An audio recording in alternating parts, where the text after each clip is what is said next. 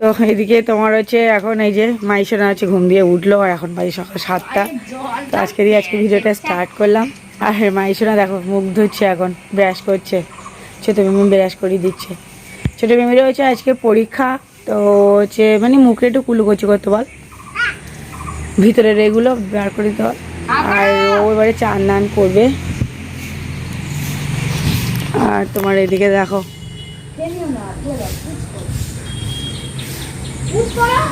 শিউলি ফুল ফুটেছে।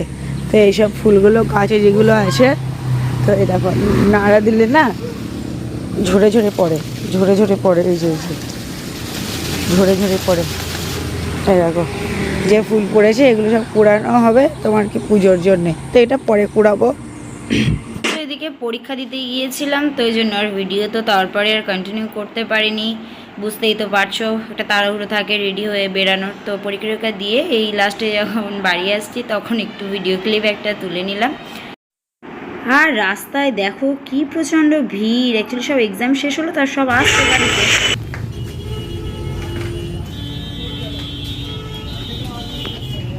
সাইকেলে যে গ্যারেজ করা ছিল। আজকে ছিল মামুনির জন্মদিন, আর আমি আর দিদি এদিকে প্ল্যান করলাম কেক টেক নিয়ে একটু ছোটোখাটো আয়োজন। হ্যাঁ আচ্ছা টাকা দিয়ে দিচ্ছি। তো এই যে আমাদের ছোট হচ্ছে পড়ে পরীক্ষা দিয়ে বাড়ি এলো। কেমন আছে মানে পরীক্ষা ভালো হয়েছে মোটামুটি, সব ঠিকঠাক লিখেছি, রেজাল্ট দেখা যাক কী হয়। আর এদিকে কি বলতো আজকে মামনির বার্থডে, তো তার জন্য ছোট একেবারে কেক নিয়ে এলো। আর এই যে এটা হচ্ছে দুধ, এটা এখন হবে পায়েস। তো আমাদের সেলিব্রেশন সন্ধ্যাবেলা হবে। ওই এটা তাহলে ফ্রিজের মধ্যে রেখে দাও কেকটা। হ্যাঁ রাখছি, রাখা যাবে। হাত মুখ ধুয়ে এনে খাবো। দিদি এদিকে খেতে দিচ্ছে আর আমি এদিকে ফ্রেশ হয়ে নিলাম। পাতা বাটা। কি রান্না করেছিস আজকে? ভেটকুল পাতা বাটা আর হচ্ছে মাছের ঝাল আছে। কি মাছ? এক থাল ভাত খাওয়া হয়ে যাবে। আমি একটু নেবো। পাতা বাটা আমারে বেশি দিস নে। তো দেখি আমি নেবো। আমার ঘেটকুলের ডাঁটাটা বেশি ভালো লাগে পাতার থেকে।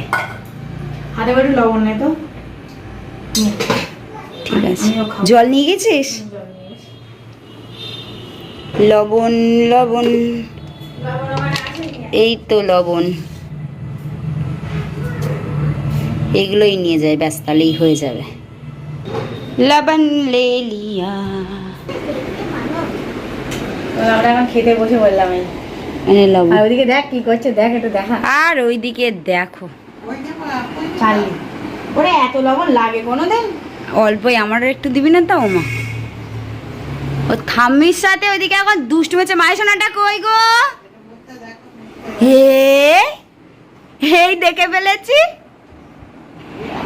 টুকি টুকি যা, মাইশোনা টুকি দিচ্ছে কিন্তু আমি তো দেখতেই পাচ্ছি না। চলো আমরা এদিকে খাওয়া দাওয়া করে নিই। রেডি হয়ে নিলাম। আমি হচ্ছে এখন যাবো বাড়িতে। হচ্ছে বাবা ফোন করলো, বাবা হচ্ছে শরীরটা না অসুস্থ লাগছে, তাই ওরা ঠিক আছে তুমি বাড়ি এসো, আমি বাড়িতে যাচ্ছি। তো ওইদিকে মামনিরা উনি বলছে যে সব কেক টেক তো নিয়ে এলাম, আজকে বার্থডে সেলিব্রেশন হবে। তো বলছে না এখন কেক টেকগুলো কেটে দিই। তা আমার একার জন্য কেন আনন্দটা ফালতু নষ্ট হয়ে যাবে বলো? বললাম না না থাক, পরে হবে, এখনই তোমরা আনন্দ করে কাটো কেক টেকগুলো। আর দেখি আমি এদিকে বাড়ি যাবো, যতক্ষণ না বাড়িতে মানে বাবাকে ঠিক দেখছে ততক্ষণ আমার আর শান্তি হচ্ছে না। দেখি এদিকে সব ব্যাগপত্র রেডি করে নিয়েছি। আর দিদিও একটু মন খারাপ করছে, কিন্তু বললো না ঠিক আছে তুমি বাড়িতে যাও, বাবা শরীরটা আগে। তো চলো দেখি এবারে বেরিয়ে পড়বো।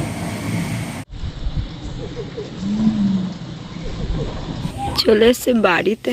দেখো বাড়িটাই মনে হচ্ছে যেন জনমানব শূন্য একটা ঘর, শুধু ইট পাথরের একটা স্তূপ পড়ে আছে। চলে এসছি বাড়িতে। বাড়িটা দাঁড়াও দেখাচ্ছি, দেখো মনে হচ্ছে ওর প্রাণের কোনো অস্তিত্ব নেই। মা যদি দেখতে যে না আমি এরকম টাইমে বাড়ি আসছি, মা ওই যে জায়গাটা দেখালাম ওখানে বসে থাকতো, এগিয়ে যেত এই মানুষ সেই জিনিসটা বলার আর কেউ থাকলো না। যাই হোক, দেখি ভাত রান্না করব। বাবা ওইদিকে ফোন করলো, বাবা বলছে বাড়ি আসছে, আমি বাবা বাড়ি আসছে আর দেখি রান্না বান্না সব করবো, ঘর বারান্দা ঝাড় দেবো, উঠান টুঠানগুলো দেখো সব পড়ে আছে। তাও তো কাকিমাই একটু ঝাঁটাট মাঝে সাঝে দিয়ে দেয়, কাকিমা মাঝে সাঝে একটু ঝাঁটাট দিয়ে দেয়, তাও একটু পরিষ্কার পরিচ্ছন্ন আছে, না তো আমাদের এই পাতা পড়ে আর দেখা যেত না মানে অবস্থা। আর আমি তো এই দুদিন বাড়ি আসি না, বাবা এসে ওই ধূপটুপ ধরিয়ে দিয়ে আবার বাবাও হচ্ছে, আমি যে কদিন বাড়িতে ছিলাম বাবাও বাড়িতে ছিল না, বাবাও দিদি বাড়িতে ছিল। আমার তো পরিস্থিতির জন্য থাকতেই হয়েছিল, কিছু করার নেই। নাই তো বাড়িতে তোমরাই বলো রান্না বান্না ওইসবের মাঝখানে পড়া হয়, আর আমি এসে তো বাড়ি থাকলে একা একা শুধু কেঁদে মরছি। ওই জন্য দিদি আমার নিয়ে গিয়েছিলো, দিদি বলছে ছোটো তুই তোর অবস্থায় বুঝতে পেরেছিস, বাড়িতে থাকলে তুই পড়বি তো না কেঁদে কেঁদে মরবে, কোনো থেকে তুই আমাদের বাড়ি চল। তাই গিয়েছিলাম। তা বাবা হচ্ছে বড়দি বাবাকে রেখে দিয়েছিল আর মেজদি আমাকে। তো দেখি আমার এই পরীক্ষা তো 3টে পরীক্ষা হয়ে গেছে, আর একটা পরীক্ষা 10 দিন পরে আছে। ওই জন্য আমি মনে করছিলাম কালকে আসবো, মামনির জন্মদিন রয়েছে, সেটা পালন টালন হয়ে গেলে তারপরে দেখলাম না বাবার শরীরটা খারাপ, তো হচ্ছে দেখি বাড়ি আসুক একটু, আমারে দেখলেও বাবা মনটা হয়তো শান্তি হবে। আর আমার যেন তো এমন হচ্ছে বাবাকে না দেখতে পেলে আমারও যেন সে মানে কষ্ট হচ্ছে, দেখি আসে কখন। আর আমি তাহলে এইদিকে উঠান টুটানগুলো একটু ঝাঁটার দেবো না, উড়ান টুটানগুলো একটু ঝাঁটার দেবো, এই ঘর বারান্দাগুলো ঝাড় দেবো, এসবগুলো সব তুলব।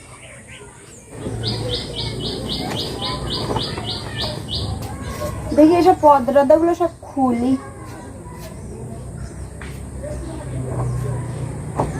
ও কাকিমা,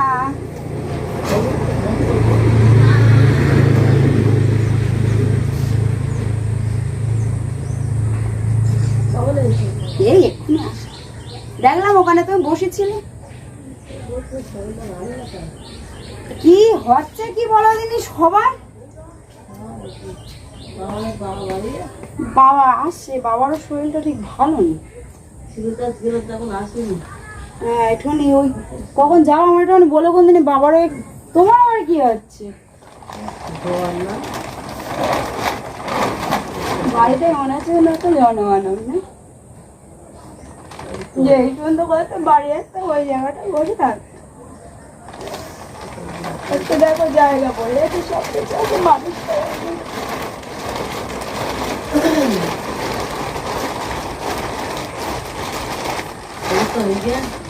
ওইটা এখন একটা বাকি আছে, ওইটা প্রায় 10 দিন মতন পরে।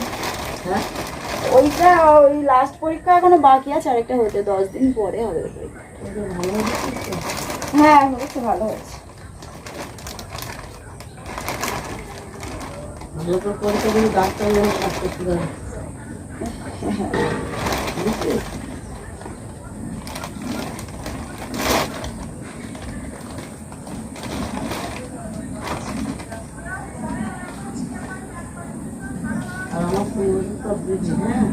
কোনটা?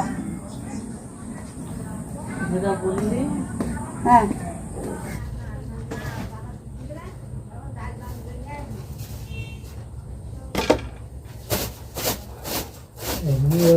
ওরা তো যেরকম খায়, তোমারও এই কদিন এরকম খাওয়া হচ্ছে, ওই জন্যই শরীর অসুবিধা হয়েছে। কেন তাই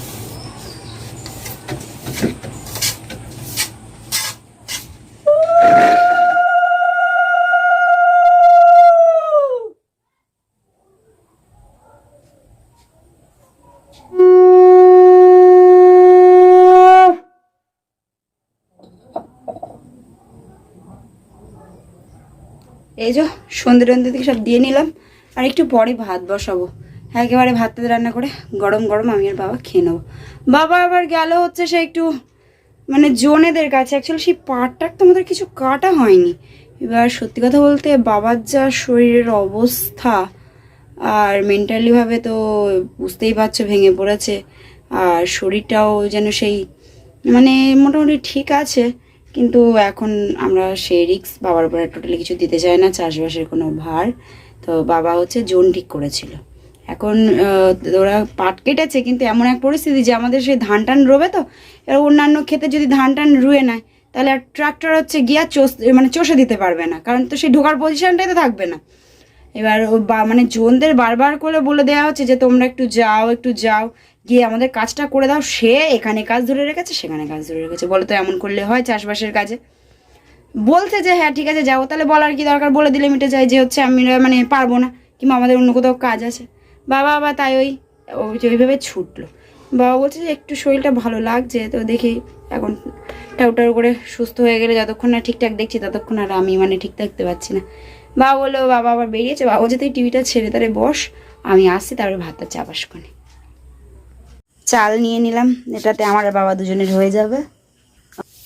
আর সেই চালের আন্দাজ বুঝতে পারছিলাম না, আবার দিদিদের কাছে ফোন করলাম, তো যাই হোক বলো চালের কথাটা বলে দিল। এবার দেখি বাবা তো বাড়ি নিয়ে একা একা বাথরুমের সাইডে যাবো, ভয় ভয়ও লাগছে, কিন্তু কিছু করার নেই, মনে সাহস নিয়ে গেতে হবে, না তো 7:30 বাজে, বাবা এখনো বাড়ি আসেনি, কখন কি করবো, ভাত টাত মানুষের দুটো তো খেতে তো দেবো। দেখি যাই ঠাকুর ঠাকুর করতে করতে আর কি। এর আগে মা থাকাকালীন আমি কখনো ওই দিকটা একা যেতাম না। কলের জলটাও তা পড়ে গেছে, চাল একটু বেশি করে নিলাম, একেবারে পান্তা করে নেবো। আর নয়তো সকালবেলা উঠে রান্না করব, ততক্ষণ বাবা আবার কাজে যাবে, বাবা তো সকালেই কাজে যেতে হয় হচ্ছে, তো তার জন্যই আর কি একেবারে চাল নিয়ে নিলাম। তেমন হলে সকালে একটু মানে জলটা গরম করে ঝেড়ে ফেলে দেবো।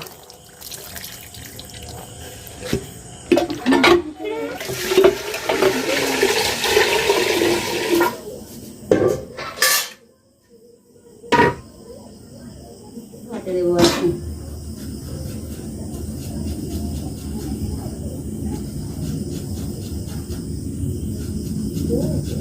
ভাত রান্না এদিকে বসিয়ে দিলাম, ভাতটা রান্না হতে থাকুক, আর আমি ততক্ষণে ঘরে যাব, ওইদিকে ঘরের দিকে যাই দেখি। আজকের ভিডিওটা রইলো এই পর্যন্তই, ভালো লাগলে অবশ্যই লাইক কমেন্ট শেয়ার করো এবং সাবস্ক্রাইব করে পাশে থেকো। টাটা, নতুন একটা ব্লগিং ভিডিওতে আবার তোমাদের সঙ্গে কথা হবে, ততক্ষণ সুস্থ থেকো, সাবধানে থেকো, tata, bye bye, good night সবাইকে।